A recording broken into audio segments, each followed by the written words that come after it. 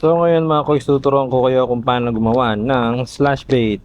Ito nga pala yung nagawa ko mga kuys. So ang slash bait na to is detachable. Yes mga kuys, detachable siya. So kung meron kang mga frag na di nagagamit, ma-upgrade yan. From 30 pesos magiging 300 pesos na slash bait siya. So shoutout nga pala kay Aris Roque Barlaan. Siya yung nagbigay sa akin ng tips kung saan bibili ng ganito, ng ganyan. Shoutout sa iyo, Kuys. So start na natin step by step mga Kuys. Let's go. So ang una kong ginawa mga Kuys, naghanap ako ng mga makakapal na stainless. Ito galing to sa sidecar ng motor. Mabibili mo yan sa mga junk shop. And pwede mo nang ipaputol pero ako na pumutol para alam ko yung size na gusto ko. And then ang next step mga Kuys, gagawa ka ng shape. So ako, meron na akong shape. At ito yung shape na gagamitin natin. Ginaya ko lang to kay Kuis Timothy. So unang step mga Kuis, ilalagay mo lang yun dyan. Siyempre alam nyo na to. Yan, napaka basic. And then, parang babakasin lang natin siya. Para ka lang nagdo-drawing.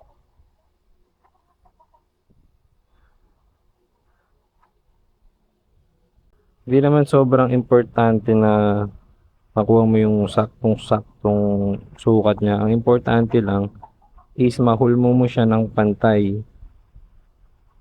Yan. Yan lang ang kailangan mo kung gusto mo siyang butasan dito or dito. Ayan. So after nyan mga kuys, gagamit tayo ng ganito. Ayan. Para putulin to isa-isa. Hindi ko na ipapakita to lahat para hindi masyado mahaba yung video. Bala ko mga 10 minutes lang na video to. So, ikat na natin yan. Pag. So, ito na yung nagawang shape natin mga kuys. Bali, marami pa siyang inconsistency dito. So, gagamit tayo ng mini grinder para ipantay itong mga to. Meron ako doon na sandpaper pero subukan natin to kung gagana to kasi para siyang bato.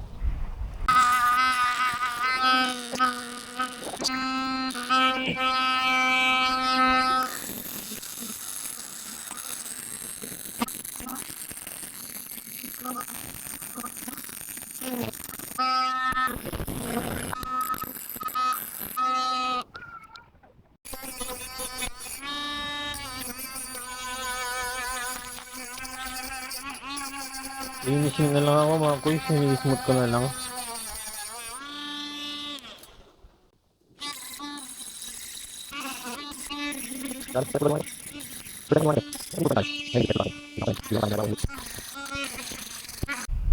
Medyo hindi pa siya pantay, mas mataba pa rin to. Ewan ko, sinukat ko naman yan. Pero hindi siya pantay nung ending niya. So ayusin ko pa siguro to.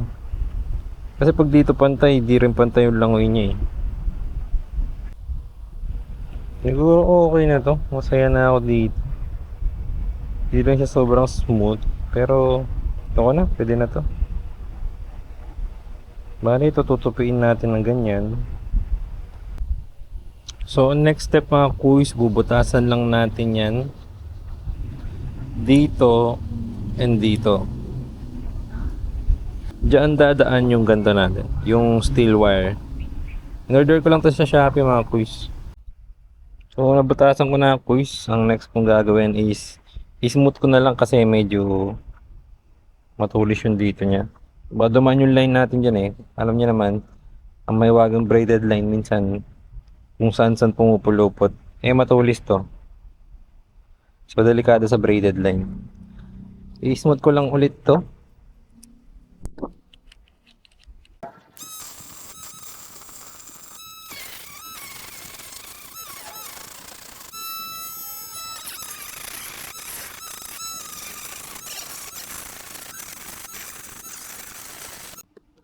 So pwede na to mga kuys. Ang gagawin ko na lang is papantayin ko muna siya gamit ang martilyo. And then ang gagawin natin is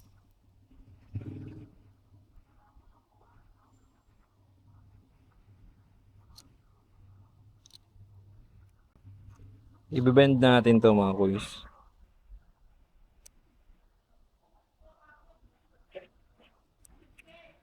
Importanteng pantay yung pagka-bend niya.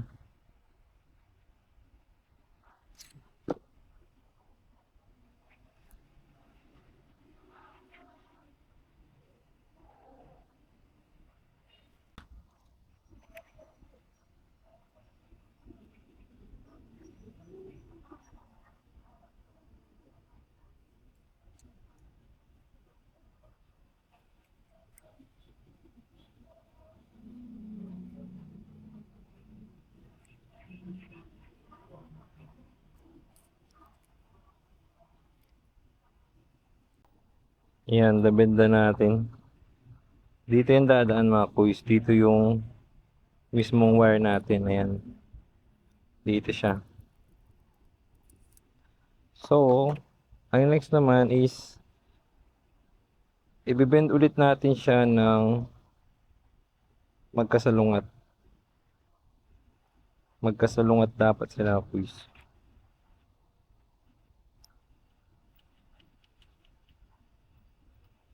Yan. Para pag ito yung magiging propeller niya, gagawa siya ng sound sa tubig. I-field test natin ito mamaya. So dito, di ko alam kung gaano kahaba yung gagawin ko. Siguro, gagawa muna ako ng paganto muna. Bago ko siya putulin kasi di ko alam kung gaano kahaba yung gusto ko eh. Ito pala yung pinakamahirap na part.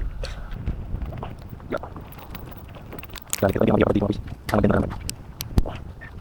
Yan. Lure. Kamay.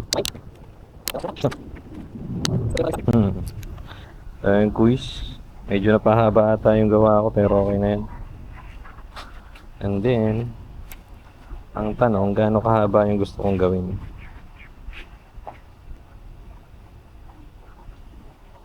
Hanggang dito siguro. Tapos, putulin ko siya hanggang dito.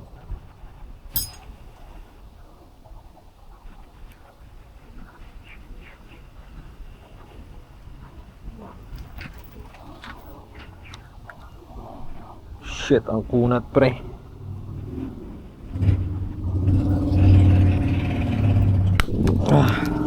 Kunat. So ilalagay na natin to dito.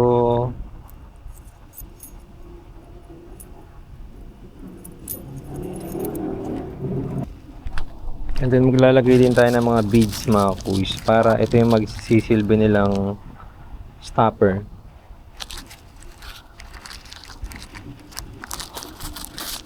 Una malaki, isang malaki at isang maliit.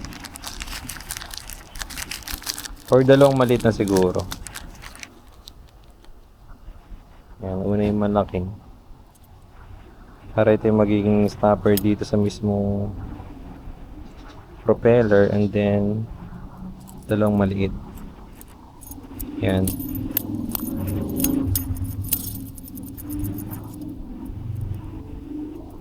And then, ang gusto ko sana hanggang dito lang siya. Hanggang dito. Ayan. So, importanteng pantay siya dito sa taas. Sa harapan. Kailangan pare sila ng bend. Ito ang next. Katulad lang ng una. Ilalak ko na siya dito.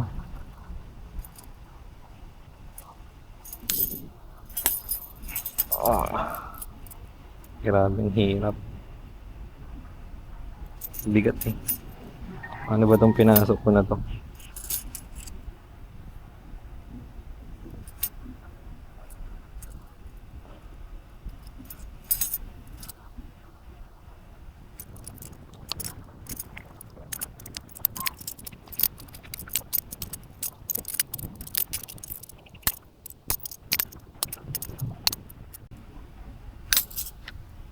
Yun. Hindi siya kasing smooth na itong nauna pero okay na to. Ayoko na. Pwede na to. And then ang gagawin naman natin na next mga kuys, check natin kung umiikot siya na maayos. Okay, so tama lang na dalawang maliit na bits yung nilagay ko dito.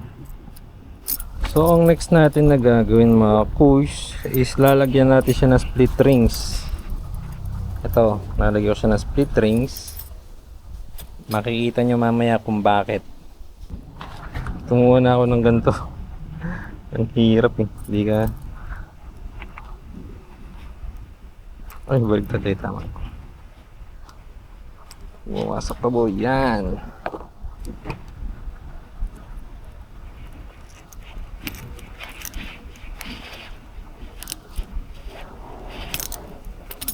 Yan. At ang purpose ng split rings na to ay ito. Ayan, makakapag-upgrade ka ng mga frog lures mo na pangit. Nara ito. Hindi ko alam kung magkano to eh, 30 pesos. Freebie nga lang to eh. So ilalagay mo lang yan and then upgraded ka na. Tulad nito.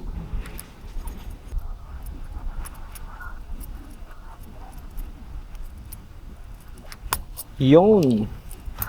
At upgraded na ang ating 30 pesos lure. Naging 300 pesos siya.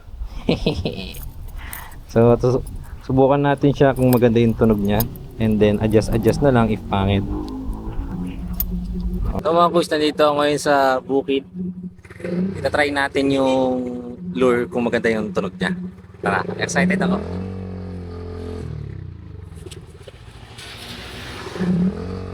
Excited ako, let's go!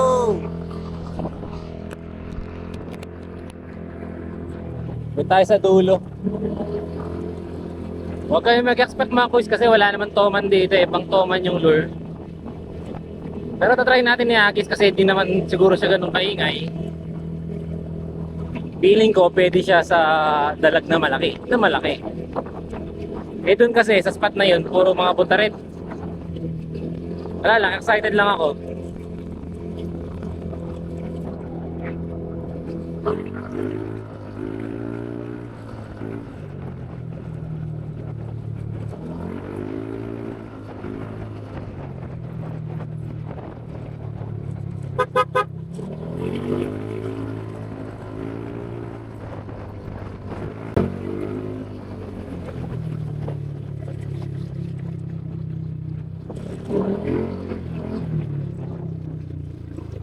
Okay, let's do this.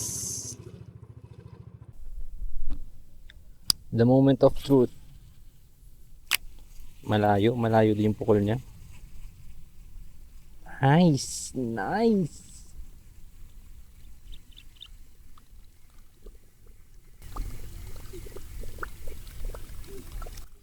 Ganda ng tunog pre, napakakalmado.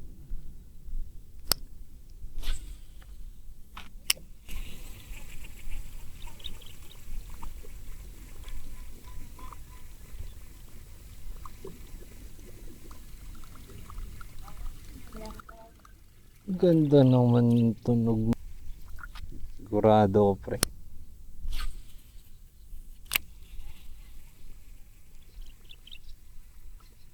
Ganda oh.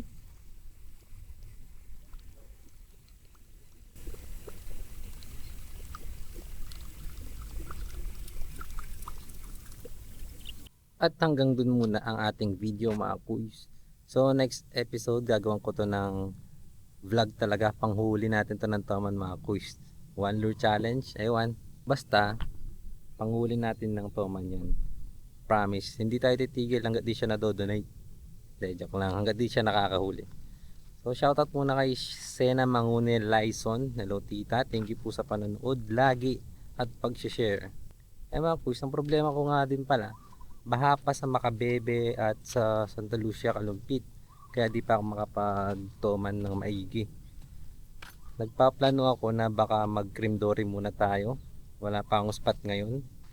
So if may spot kayo ng cream dory, PM nyo ako kung gusto nyo akong isama sa spot nyo. Yun ay kung gusto nyo akong isama sa spot nyo.